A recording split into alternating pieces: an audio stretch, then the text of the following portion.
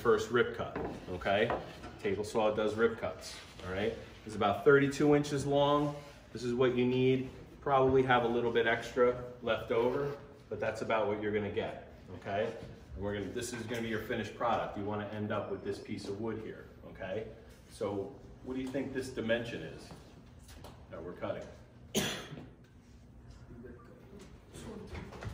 2 3/4, right? This is the height of our box, all right? So this is 2 3/4, all right? This is gonna be our first rip cut. This is gonna give us all of our pieces for the box, except for the bottom panel. So you'll come over here to the saw. I've got my tape measure on the saw here. We'll set it up to 2 3/4, all right? You lock it in place, and you're gonna perform your first rip cut here, right? You're gonna keep it against the fence. I'm just gonna do it without turning the machines on, okay? Right? Like the sound effects, it's good, right? So you will get this piece of wood, right? This is what you need to start your box. 2 3/4. What kind of cut is this? Rip cut. What machine is this? Okay, so this is the start of your box. Okay, so that was basically step 1. All right. At this point, you're going to make an aesthetic kind of a choice. All right. The wood has a darker side, darker grain, and some lighter grain. You're going to choose, and there's no right answer here, which side you want to see on the outside of your box. Okay, and this is just totally up to you, what side you want to see on the outside. That's important for the next step over here, where we're going to come to this table saw. Okay, this is for just set up just for the dado or the groove cut in the piece of wood. Okay, where does that groove go on the box? The inside bottom. The inside bottom of your box. So you need to know or have made a decision what you want the outside to be. All right, so on this piece I've decided that that's going to be the inside. So you got to make that choice. If you don't care, it's not a big deal. But just, you know, if you're paying attention, that's what you want to make a choice, okay? So you're going to put that wherever that inside of your box, that goes flat against the table, okay? Same table saw technique, tight to the fence, tight to the bottom of the table, okay? We are going to use this push block here, makes it very easy. This will keep it down, okay, as we push it through, okay? We'll be pushing it through to make our dado. This will be all set up for you, okay? Unless somebody messes with this, this should be just plug and play. You'll just go ahead here. On and off switches over here, all right? Like I said, inside face down, push it through, right? Okay, and then that's what you come out with. You get the groove in the wood. Now this is your piece of wood. Reason I do this as step 2, much easier to do this one long piece, all in one shot, very consistent this way, instead of cutting it all into your 4 pieces of the box and then having to come back here and put those grooves in. You could do it that way, it's just much more annoying. It's less efficient, all right? It's more efficient to do it this way, more error, not prone to errors this way. All right, so this is basically step 2. This is another table saw just set up for the dado, okay? So our next step over here, step 3. What machine is this? And what does it do very well? Cross cuts. You guys are awesome. All right, so we're gonna come here to do our cross cuts. Couple of pointers here. One thing to remember, dado side down, okay? Reason being, when you take the saw and start to cut through the top, this is the visible face on the outside of the box. It makes a much cleaner cut on the way down than it does when the blade comes out of the bottom. When the blade comes out of the bottom, it causes some splintering, okay? So if it does come, there do get some splintering here, that'll be hidden on the inside of the box. If you cut through the top, you get a nice, clean, sharp cut. Okay, so remember, dado side down here, all right? What do we use when we want to make consistent, repetitive cuts? Stop lock, right? So you're going to set up your stop lock. Now this is another very important safety part here. Cut the short sides first. Okay, I'm going to say that again. When you come in to have your piece, cut your shorter sides first. Anybody want to take a guess as to why? Maybe it'll come too short at the end. Maybe it comes out too short at the end. Right. Okay, if you hit your longer cuts first, you're going to get to the end here and you're going to have a piece that's less than 6 inches. And I told you guys, I don't want you making any cuts that are less than 6 inches. We don't do that in this class. You can't clamp it, and your hand's too close to the blade to hold it down, okay? To avoid that, it's just thinking ahead and planning. Do the short cuts first.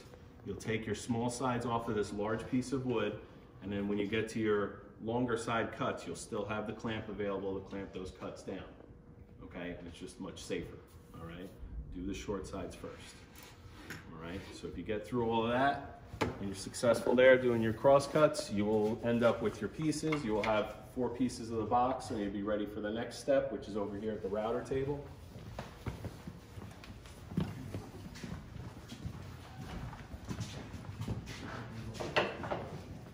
All right. Like I said, as far as I'm concerned, form and function, it's the exact same thing as that router table. That's a homemade router table. This is a little industrial strength router table, also known as a shaper, but we're gonna call it a router table. This one's set up just to do rabbiting, okay? Like I told you, with this jig on here, okay, it's just for doing the rabbiting. Remember, you can't pull this thing off or back. It's trapped in place. Don't try to pull it off. It only travels right here, right? So you're just gonna load up your piece while you're right here. Again, important, dado down, okay? We're gonna do the rabbets on the inside of the box, so the dado side goes down. Make sure this is tight up against the fence, and you're gonna line up your piece so it's straight, okay? This is set up all for you guys, 2 3/4 inches, okay? If you come up here and your piece of wood doesn't fit in here, one of 2 things happen. You either didn't cut it at 2 3/4, or somebody changed this on you because they didn't cut it at 2 3/4, all right? You can call me over, I can help you out, but this thing adjusts very easily, all right? But we load our piece in nice and tight here. We're gonna ride the fence. This red lever is a handle. You lock it in place. It pushes it and holds your piece of wood down. Now your hand's free. All you gotta do is ride on the jig here, or the sled. Remember, when we turn it on, we go to the green side. That's forward. All right, green side good. If you do it on the red by mistake and it's not cutting, or you smell burning, shut it off, let it stop, go to the green side, and it'll cut through. All right, I'm gonna turn the chip collector on. It makes this a lot cleaner process.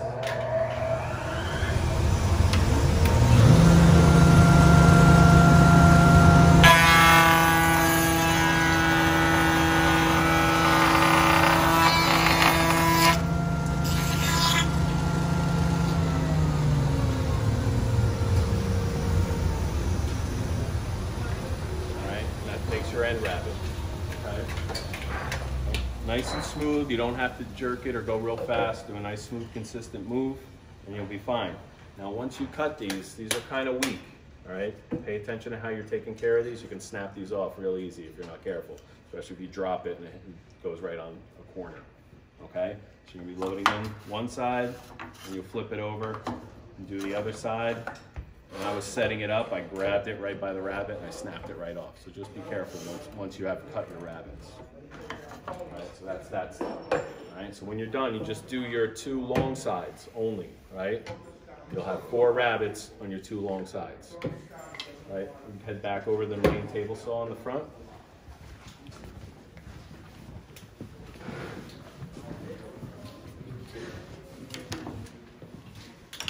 Okay, at this point, I like to kind of just check everything out. I call it a test fit or a dry fit.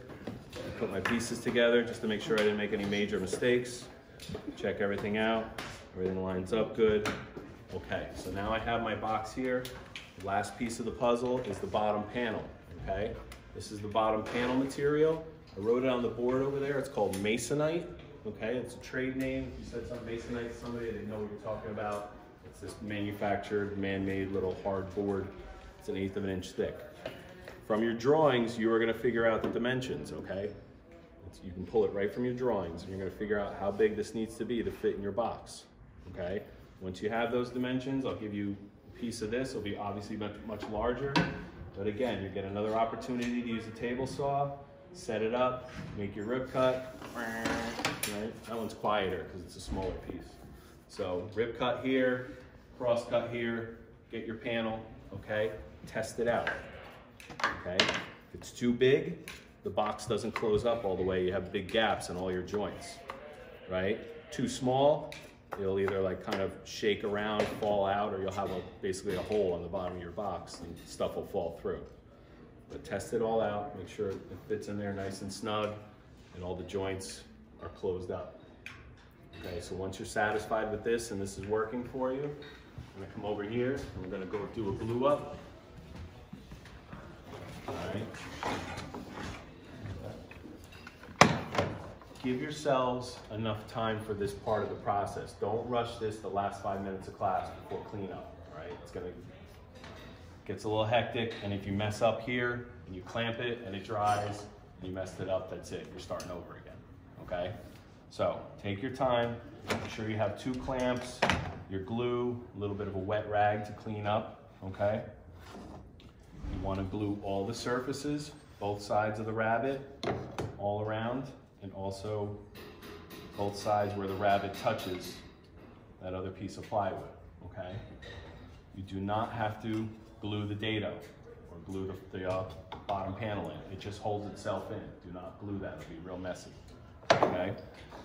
Do all the glue, set it all up. You have your 2 clamps, all right?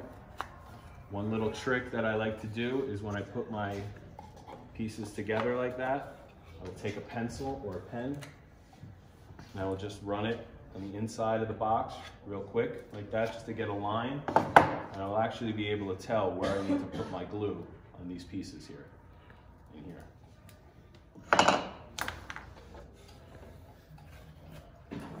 So, I glue up everything, put the box together. All right, this happens a lot, right? One, if you don't have the clamps and you glue everything together and then you walk over to the clamp station and there's no clamps left, you're kind of screwed, right? Make sure you have your clamps and don't do this. A lot of people just clamp this together and say, all right, I'm done, all right? 2 problems with this. It's not gonna get you tight joints over here. They're gonna open up, they're not gonna be square. And if you squeeze this too hard like this, these are just gonna snap. The rabbits will just break right off, okay? So try not to do that. Use 2 clamps, go directly over these side pieces with the rabbits, close up all your gaps, do all your adjustments now, because once you let it dry, that's it. There's no fixing it after it dries, okay? Take a square, check your sides, readjust your clamps, look top and bottom. Okay, if you have like lots of glue squeeze out, clean it all up. Just make sure everything is closed and square, and then you're set. All right, then you put it aside to dry. Highly suggest you write your name on the bottom here. Okay, a lot of car, toys, and trucks with no names on them. Okay, please put your names on the stuff. But as far as I'm concerned with your instruction set, it stops here. This is where we end, okay? So when we write our instructions, we get to the end, glue up, we're done. Any questions? All right? Not you. Good. All right.